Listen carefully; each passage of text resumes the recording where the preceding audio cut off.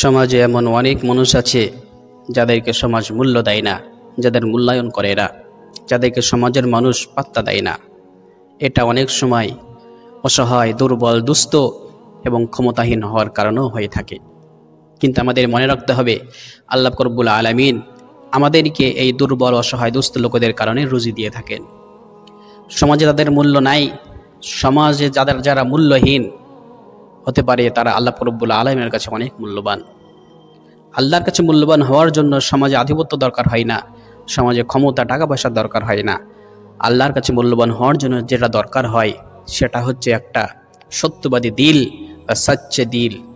সত্য দিল থাকলে পরে আল্লাহর কাছে মূল্যবান হওয়া যায়, নচেত দুনিয়ার কোনো কিছু দিয়ে আল্লাহর কাছে মূল্যবান হওয়া যায় না।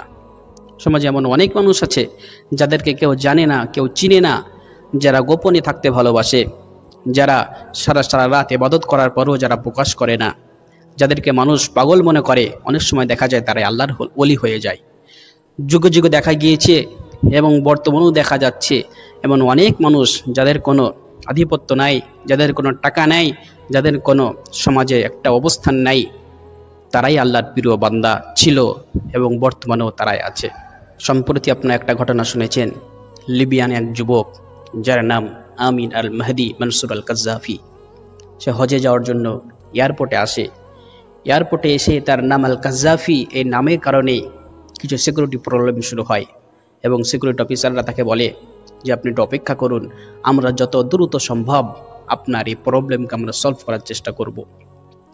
আমির আল কাজ্জাফি অপেক্ষা করে, কিন্তু অপেক্ষা করতে করতে একটা সময় আসে যখন তার ফ্লাইটের টেক অফের সময় হয়ে যায়। ফ্লাইট নির্ধারিত সময়ে আমির আল কাজ্জাফিকে ছাড়ায় উড়ান দেয়। ফ্লাইট উড়ে যাওয়ার কিছুক্ষণের মধ্যেই আবার ঘোষণা হয় যে ফ্লাইটের টেকনিক্যাল কিছু ইস্যুর কারণে আবার ফ্লাইট ল্যান্ড করছে। সবাই হতবাক। আমির আল কাজ্জাফি নিশ্চুপ, উদাস মনে, বিস্মিত হয়ে তিনি বসে আছেন। তেনার অদম্য জেদ, ইনশাল্লাহ আমি এই ফ্লাইটে হজে যাব।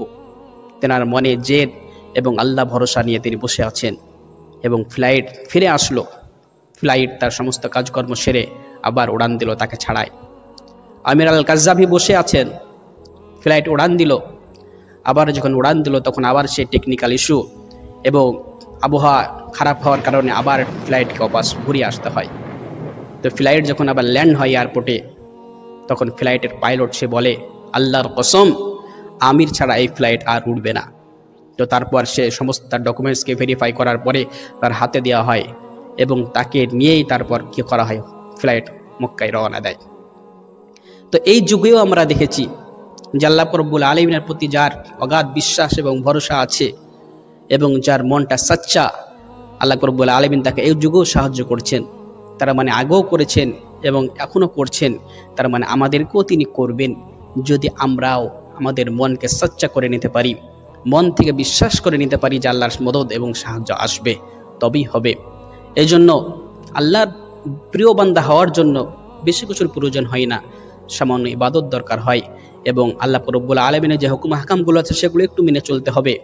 আর মন থেকে একদম সচ্চা মনের হতে হবে, মনের মধ্যে কোনো ঘুরপাক থাকলে হবে না। মানে আল্লাহ রব্বুল আলামিন এটার মাধ্যমে বিশ্ব মুসলমানকে তিনি জানিয়ে দিতে চাইলেন, ও মুসলমানেরা, আমি এখনো দুর্বল হয়ে যাইনি, আমার সাহায্য এখনো শেষ হয়ে যায়নি। পূর্বে যেমন আমি সাহায্য করেছি, আমার সাহায্য এখনো ঠিক একই রকমই আছে।